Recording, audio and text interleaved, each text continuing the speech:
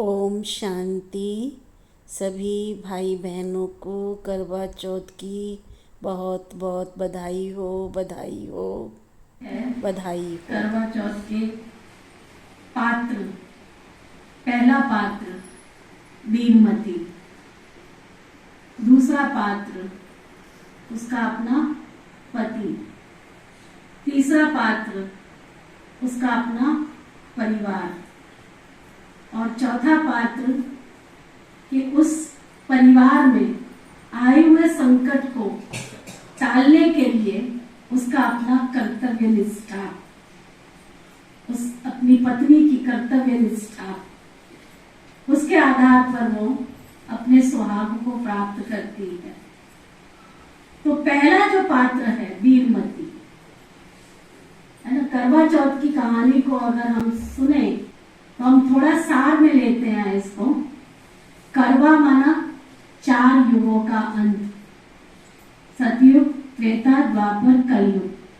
कलयुग के अंत में हम सभी आत्मा रूपी बीरमतियां परमपिता परमात्मा को जब भूल जाती है तो परमात्मा आकर के हमें सत्य ज्ञान देते हैं और उस सत्य ज्ञान को सुन करके जब हम उसके आचरण का पालन करते हैं तो हमारे सगे संबंधी हमको क्या करते हैं, थोड़ा थोड़ा सोचते हैं ये मार्ग बड़ा मुश्किल है, इस मार्ग पर चलना मुश्किल है, तो वो अपनी तरफ खींचने की कोशिश करते हैं।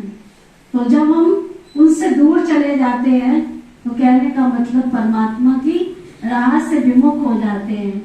तो परमात्मा आकर के फिर हमें सशक्त और शक्तिशाली बनाने के लिए आध्यात्मिक ज्ञान देते हैं। इसलिए करवा पर विशेष कलश का महत्व है और वो करवा में विशेष एक चीज होती है कि अकेले उसका पानी नहीं पिया जाता है, सभी सखी सहेलियां सब आपस में मिलकर आदान प्रदान करती है।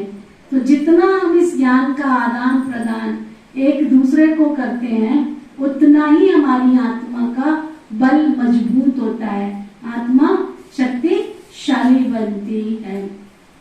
तो आज के दिन हम सब परमपिता परमात्मा के उस आध्यात्मिक रहस्य को समझकर, है ना, परमात्मा की उस वास्तविकता को समझकर कि हम जो सब आत्मा रूपी सजनियाएं हैं उस पति परमेश्वर को अपना पतियों का पति मानकर उसकी दी हुई शिक्षाओं पर चलेंगे तो हमारे घर में, हमारे परिवार में, हमारे समाज में चारों तरफ खुशहाली का वातावरण बनेगा और सब खुश हो, सब शांत हो, सबके परिवार में खुशी हो। ऐसी हम सबकी मंगल कामना करते हैं और दिल से अगर वो मंगल कामना करेंगे तो क्या होगा, दिल से मंगल कामना करेंगे तो क्या होगा, है ना। इसलिए आज के दिन विशेष अकेले कथा नहीं सुनते हैं, क्या करते हैं, सब मिलकर के सुनते हैं, सबके साथ में सुनते हैं।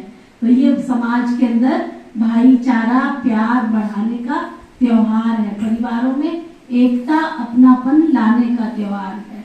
तो ऐसी बहुत बहुत करवा चौथ की आप सभी को बहुत बहुत बधाई हो, बधाई हो, बधाई हो। बहुत श्रद्धा भावना प्यार का ये प्रतीक है ये पर्व। इसमें सबसे बड़ा जो इस पर्व का महत्व है वो है विश्वास। लेकिन विचार करने वाली बात ये है कि हम जो ये करवा चौथ का त्योहार मनाते हैं, इस त्योहार में खास हमारी जो माताएं हैं, हमारी माताएं बहनें ही व्रत रखती हैं और व्रत के पीछे उनकी एक ही मंगल कामना होती है कि उनके शरीर के जो पति हैं उस पति की लंबी आयु उनको प्राप्त हो, स्वास्थ्य प्राप्त हो, अच्छी उम्र के साथ उनका जीवन हो। इन्हीं शुभ भावनाओं को लेकर वो आज के दिन ये व्रत रखती हैं। दुनिया की रीति से अगर हम देखें तो इसके पीछे एक कहानी सुनाई जाती है। कहते हैं एक बार जो वीरवती थी उसने ये व्रत रखा और जब उसने ये व्रत रखा तो सुबह से अन्न जल दोनों का त्याग करके जब तक चांद नहीं निकलता कुछ भी ग्रहण नहीं करना होता है। और इसी प्रकार उसने भी व्रत रखा। सुबह से वह भूखी थी, शाम हो गई, लेकिन उस दिन चांद नहीं निकला, थोड़ा लेट हुआ, तो उसको किसी स्वास्थ्य के कारण चक्कर आ जाता है और सुनाते हैं दुनिया में ऐसा कि वो बेहोश होकर नीचे गिर जाती है। जब नीचे गिर गई तो परिवार वालों ने सोचा कि आज तो चांद निकलने के कोई चांस अभी दिखाई नहीं दे रहे हैं और जब तक चांद निकलेगा नहीं तब तक ये कुछ भी अन्न जल ग्रहण नहीं करेगी, तो कहीं ऐसा ना हो, चिंतित होकर कि ये इसको कभी कोई और ज्यादा तकलीफ हो जाए, तो उन्होंने क्या किया, एक अग्नि जलाकर और छलनी के माध्यम से उसको दिखाया और ये कहा गया कि देखो चांद बाहर निकल आया है और इस छलनी के माध्यम से आप इस चांद को, उस प्रकाश को देखकर अपना अन्न जल को ग्रहण कर लो। और कहते हैं वो तो बेहोशी हालत में थी, जब उसको ऐसी सूचना दी गई तो वो उठी और उसके बाद उसने उसको देखा, उस प्रकाश को, और अन्न जल ग्रहण कर लेती है। अब दुनिया में इस प्रकार की जो कहानी सुनाई उसमें आगे सुनाते हैं कि थोड़ी देर के बाद उसको सूचना मिलती है कि उसके पति की मृत्यु हो जाती है, वो शरीर छोड़ देता है। वो बहुत व्याकुल होती है और सोचती है ये मेरे साथ क्या हुआ, और वो विलाप करने लगती है। ब्रह्मा जी का आवाहन करती है। ब्रह्मा जी को पूछा कि ये मेरे साथ क्या हुआ, मैंने तो बहुत श्रद्धा भावना के साथ इस व्रत को किया और आज मेरे साथ ये क्या हुआ। तो ब्रह्मा जी ने कहा कि भाई तुमने व्रत को बीच में तोड़ दिया, चांद नहीं निकला था और तुमने अन्न जल को ग्रहण कर लिया और इसलिए ऐसा हुआ। तो उसने कहा कि मुझे नहीं पता था, मुझे ऐसा बताया गया, लेकिन जीवन में दोबारा ऐसी भूल मैं कभी नहीं करूंगी, तो कृपया मुझे मेरा सुहाग वापस दे दो। और कहते हैं कि ठीक है, जाने अनजाने में ये भूल हुई थी, तो उसके पति को ब्रह्मा जी ने दोबारा जीवन दान दे दिया और वो दोबारा जिंदा हो गया। अब ये तो है दुनिया की कथाएं, लेकिन विचार करने वाली बात ये है कि वास्तव में करवा चौथ का आध्यात्मिकता क्या है। ये क्या केवल नारियों को ही पति की लंबी उम्र की कामना करनी चाहिए? क्या कभी कोई पति भी अपनी पत्नियों के लिए ऐसा व्रत रखते होंगे? क्या वो भी कभी ऐसा व्रत रखते हैं? क्योंकि उम्र तो दोनों को चाहिए ना। जीवन की गाड़ी के जब तक दोनों पहिए नहीं होंगे तब तक जीवन का हम आनंद कैसे ले सकेंगे। तो इसके पीछे आध्यात्मिकता यही है।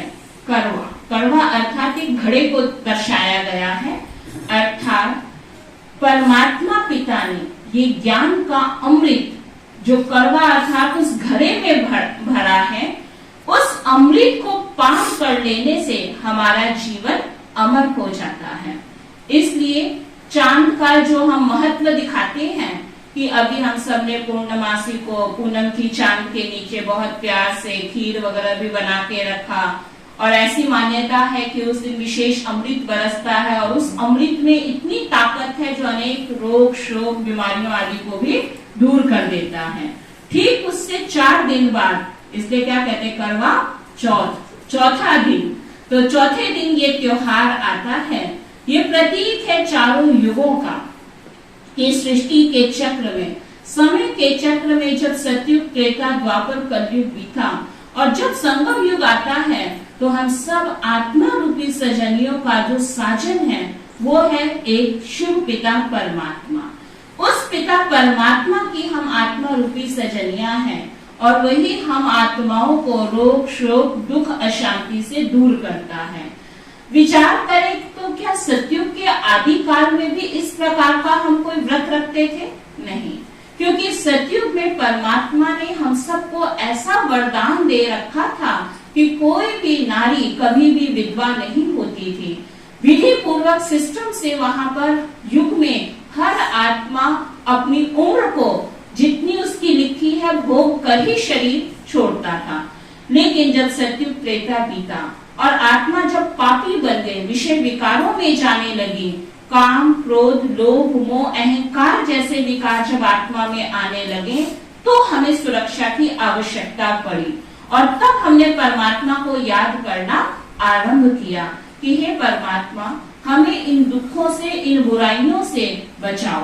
और हर नारी स्त्री अपने आप को असुरक्षित महसूस करने लगे कि अगर अचानक कुछ भी हो गया तो हमारा सहारा कौन होगा। लेकिन परमात्मा जो एक आत्मा विशेष का सहारा नहीं, लेकिन संसार की समस्त आत्माओं का सहारा है, जो अजन्मा है, अभोक्ता है, अकर्ता है, उसको हम इस शरीर की नजरों से तो नहीं देख सकते हैं।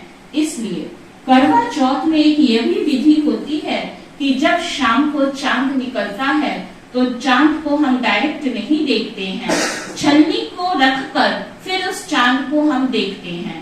तो छलनी अर्थात बहुत सूक्ष्मता से हम मन की आंखों से उस ईश्वर पिता के दर्शन कर सकते हैं। देह की नजरों से अगर हम भगवान को देखने का अभ्यास करेंगे तो परमात्मा हमको दिखाई नहीं देगा। तो छलनी एक सूक्ष्मता का प्रतीक है और चांद शीतलता का प्रतीक है, संपूर्णता का प्रतीक है, खुशहाली का प्रतीक है। तो चंद्रमा के आगे जब स्त्रियां संकल्प करती हैं और उनके पति ही उनका व्रत तोड़ते हैं, ये एक समर्पण भाव का प्रतीक है कि इतना उनको अपने भगवान के प्रति आस्था और विश्वास उनके मन में होता है कि हम जो ये मंगल कामना कर रहे हैं, ये जो दुआ मांग रहे हैं, ये अवश्य उस आत्मा को लगे और हमारी दुआओं से उनका जीवन सुरक्षित हो, उनका स्वास्थ्य ठीक हो। इसलिए करवा चौथ के दिन विशेष माताएं बहनें बहुत भावना और श्रद्धा विश्वास का एक प्रतीक रख के इस प्रकार का ये त्योहार मनाती हैं। उस दिन विशेष जो महिलाएं होती हैं वो पूरा श्रृंगार करती हैं और श्रृंगार पे भी कितना श्रृंगार का महत्व है, 16 श्रृंगार का महत्व है करके आजकल हम विधि अनुसार थोड़ा बहुत कर लेते हैं, लेकिन अगर इस पे हम सब विचार करें तो हमारा ये जो 16 श्रृंगार है, ये श्रृंगार भी एक एक गुणों, एक एक दृढ़ संकल्प का प्रतीक है। सबसे पहले श्रृंगार में क्या होता है? श्रृंगार तो आप सबने जन्म जन्मांतर किया है, बताएंगे आप सभी? ये पता है चूड़ी पहननी है, बिंदी लगानी है? नहीं, ये जो हमारा श्रृंगार 16 श्रृंगार हम करते हैं, जिसमें माथे की बिंदिया, जो हमें ये स्मृति दिलाता है कि वास्तव में तुम देह नहीं हो, इस शरीर को चलाने वाली चैतन्य शक्ति आत्मा हो। तो आत्मा का प्रतीक ये हम माथे पे तिलक लगाते हैं। फिर क्या करते हैं? आंखों पे काजल लगाते हैं। काजल हमें ये संदेश देता है कि ये जो भगवान ने हमें सुंदर आंखें दी हैं, इन आंखों से कभी हमें किसी के लिए भी बुरी दृष्टि नहीं रखनी है। आंखों में कल्याण की भावना हो, शुभ भावना हो, बेहद की भावना हो, तो ये नैन स्वतः ही सुनैन बन जाते हैं। तो हमारी आंखों की सुंदरता है हमारी श्रेष्ठ दृष्टि। और इसी तरह हम नाक पे भी क्या करते हैं, वो माताएं बहनें पहनती है ना, कोका क्या डालते हैं, तो वो भी हमें यही संदेश देता है कि हर श्वास का एक भी श्वास परमात्मा की याद के बिना नहीं होना चाहिए। श्वासों श्वास हम उस ईश्वर पिता को याद करें। फिर होठों की लाली, जिसको आजकल हम लिपस्टिक के द्वारा अपने होठों को सजाते हैं, ये है मीठे बोल की निशानी कि ऐसा मीठा बोल बोलें जो सामने वाली आत्मा तो संतुष्ट हो ही, लेकिन अपने मन को भी एक खुशी की प्राप्ति होती है। तो ये होठ हमारे तभी सजते हैं जब इस मुख के द्वारा हम मीठे वचन दूसरों को भी बोलते हैं, तो हमारा मन खुश हो जाता है। तो मीठे बोल की निशानी होठों की लाली है। इसी तरह कानों में हम कुंडल पहनते हैं। अब ये कान के कुंडल क्या संदेश देते हैं कि भगवान ने हमें जो 2 कान दिए हैं, ये निंदा चुगली तेरी मेरी पर चिंतन की बातों को सुनने के लिए नहीं दिए हैं। अगर इन सब बातों का हम सुनेंगे या इन सब बातों का चिंतन करेंगे, ग्रहण करेंगे, तो हमारे कान कभी पवित्र नहीं रह सकते। ईश्वरीय महावाक्य जो सबसे उच्च महावाक्य है, जो सबसे श्रेष्ठ महावाक्य है, उन महावाक्यों को सुन लेने से हमारे कान भी पवित्र हो जाते हैं। और उसके बाद हम हाथों में चूड़ी आदि पहनते हैं, जो हमें ये संदेश देता है दृढ़ता का प्रतीक। जैसे दुनिया में कंगन पहनते हैं ना, सुहाग की निशानी दिखाते हैं, तो भगवान के आगे हम वचनबद्ध हैं। जैसा अभी शुरू में दीदी हमें एग्जाम्पल दे रहे थे कृष्ण और मीरा, कृष्ण के और राधा जी के प्रेम कहानी की।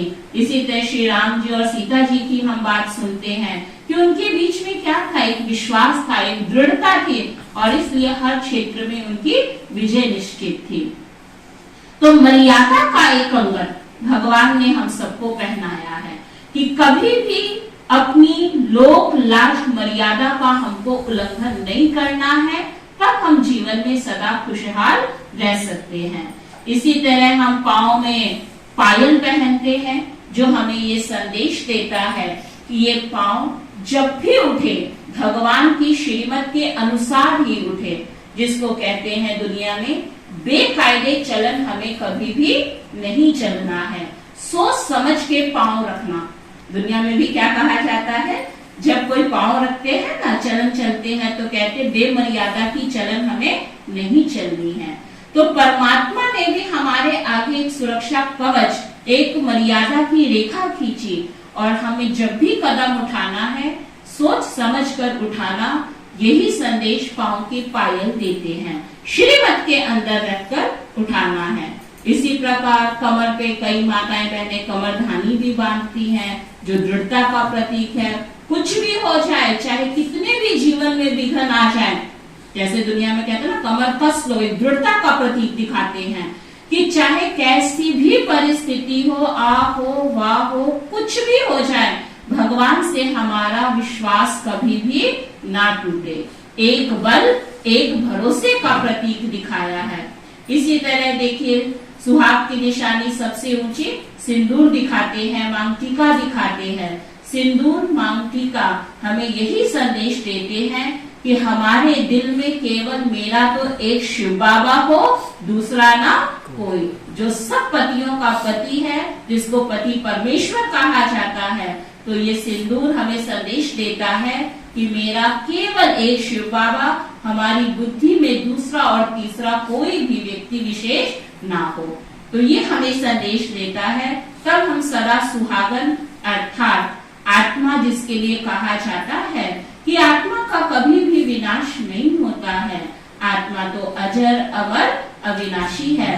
तो हम सब आत्माएं सदा सुहागिन रहती हैं, अर्थात हमारा जो सर्वोच्च रक्षक परम पिता परमात्मा है, जिसकी कभी भी मृत्यु नहीं होती है, वो हमारी रक्षा के लिए सदा सदा के लिए बधाईमान है। तो आज के इस करवा चौथ के पावन पर्व की ढेर सारी आप सबको शुभकामनाएं हैं। ओम शांति।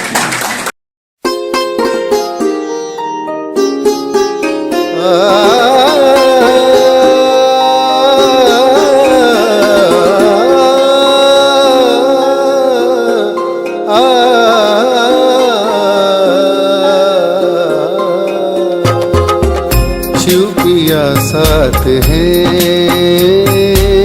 शिव पिया साथ है, मोरे शिव पिया साथ है।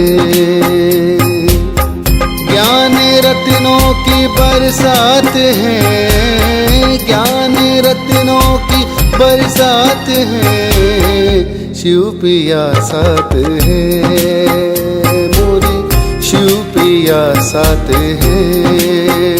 वो नजर में है, वो जिगर में है, सांसों के लंबे सफर में है। वो नजर में है, वो जिगर में है, सांसों के लंबे सफर में है। वो मेरे दिन रात है, वो मेरे दिन रात है, शिव पिया साथ है, मोरे शिव पिया साथ है।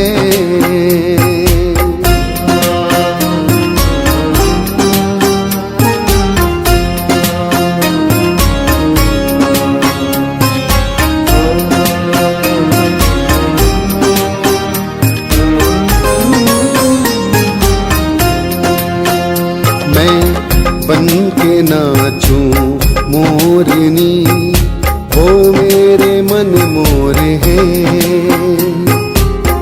मेरा मन मधुबन है, चित चोर हैं।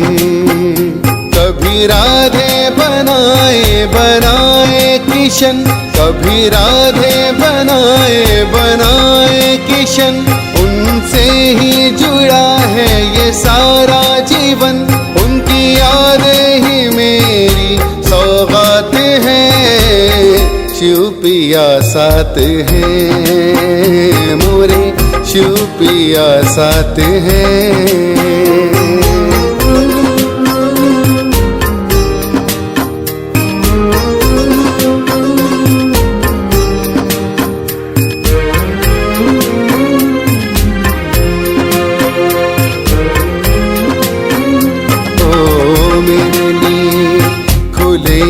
खजाने हम अष्टरत्न माला के दाने, मेरे लिए खुले हैं खजाने हम अष्टरत्न माला के दाने।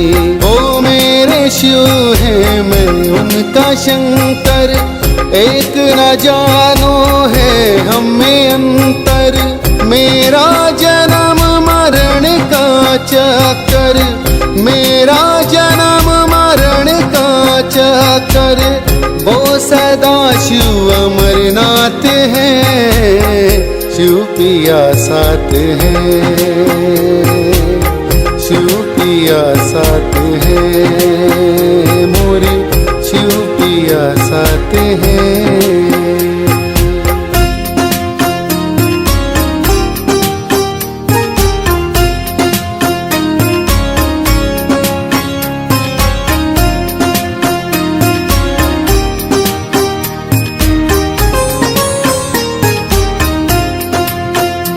ये कलयुग का अंतिम चरण, मन रावण आत्म सीता हरण। ये कलयुग का अंतिम चरण, मन रावण आत्म सीता हरण।